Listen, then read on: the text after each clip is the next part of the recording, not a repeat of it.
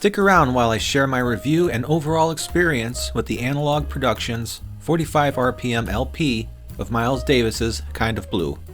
Before I get into it, here are a few notable things worth mentioning about this vinyl box set. It's a 45 RPM double LP limited to 25,000 copies. Mastered by Bernie Grundman from the original 3-track master tapes. Machine pressed at Quality Record Pressings using 200 gram clarity vinyl to ensure a perfectly flat profile. It also includes a 20-page booklet, and this edition addresses the quarter tone sharp defect originally discovered in the studio's first recording session.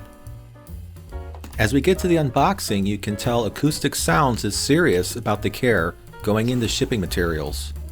Kind of Blue has been regarded as the ultimate jazz masterpiece and is the most accessible jazz album to the widest audience. Since its original release in 1959, it has been released to the masses in different editions and formats several hundreds of times over.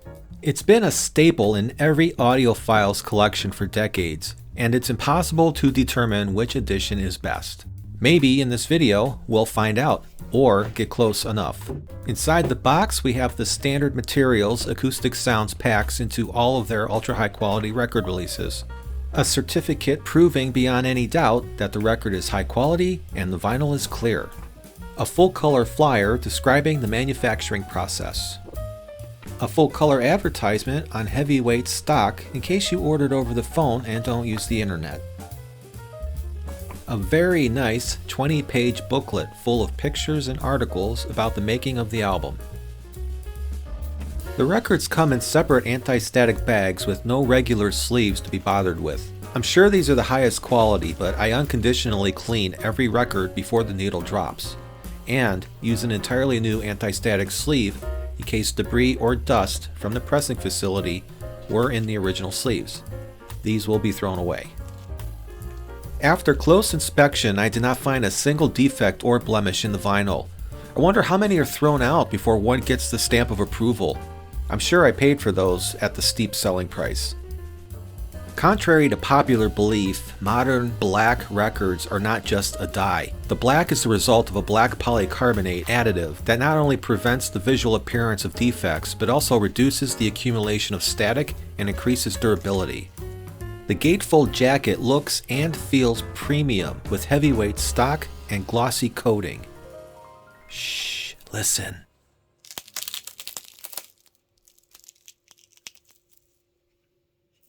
Inside the gatefold are more pictures, and the back is a faithful reproduction of the original. As I said, all records unconditionally get cleaned before they are placed into service. No matter what the record is, it gets a 2-stage bath in the spin clean. First, in a diluted solution of turgitol and distilled water, and then rinsed in just clean distilled water.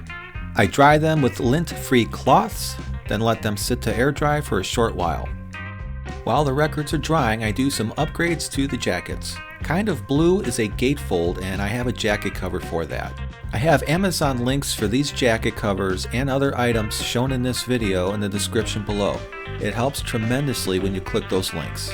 The Acoustic Sounds UHQR releases tend to be slightly larger than standard releases and fit very snugly into these covers, but they do fit with a little extra work.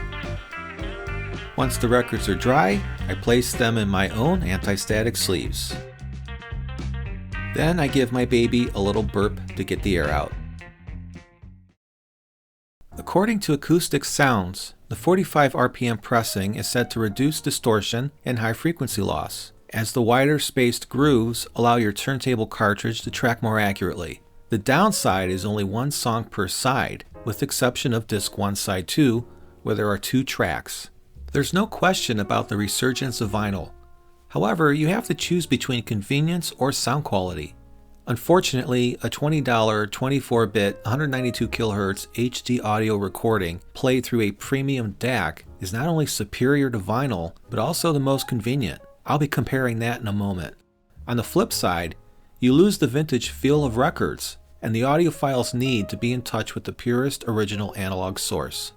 It's all in the eye of the beholder as to which is actually better. Listening to the UHQR record is undoubtedly a pleasure, The music comes through the speakers with such ease and transparency. The placement of the musicians definitely gives you the sense they are performing on stage in front of you. My only real regret is that I don't have the premium equipment to get the full experience. The actual record itself is not without its faults though. On top of the analog tape hiss, there is some minor surface noise. Double washing the records and playing them on an acrylic platter with the addition of an anti-static brush has yielded me some incredibly quiet records. This particular pressing is not silent, as I can still detect faint crackles and pops throughout. The 200-gram thickness was also said to ensure a perfectly flat pressing, but as you can see, there is still waviness. It doesn't affect the recording any that I can tell. Bottom line on sound quality is that it's very good and sounds every bit as three-dimensional as advertised, if you can ignore the anomalies. Now, let's get a bit technical. Lately, I've been tinkering with an acoustic spectrum analyzer. It's a specialized type of sound level meter that visually displays the amplitude and frequency spectrum of a sound. I also run the audio through a dynamic range utility that tells me just how compressed a digital recording is. I had no reason to believe the UHQR edition of Kinda Blue was going to be anything but as good as the original, but I analyzed it anyway, and in doing so, I stumbled on something interesting. To set a baseline for myself, I used the raw uncompressed digital files from both the MoFi original master recording audio CD released in 2015 and the HDtracks version in 24-bit 192 kHz. Looking at the audio CD, we see the full spectrum of sound on the left and on the right the basic waveform.